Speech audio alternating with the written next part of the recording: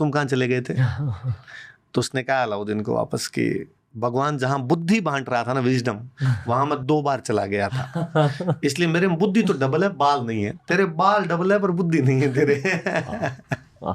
तो वीरमदेव सोनग्रा पे बननी चाहिए मूवी, था गजब कैरेक्टर। वाह आदित्य धार भैया, सुन रहे हो ये पॉडकास्ट?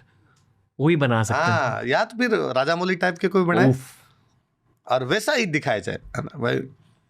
मैं यूं कई बार मजाक में कहता रहता हूँ रणवीर भाई कि आप राजस्थान के एक योद्धा को दिखाते हो और फिर उसको गोरा दिखाते हो। पहले तो राजस्थान पश्चिमी राजस्थान है, वहां की जलवायु से वैसे व्यक्ति काला होगा।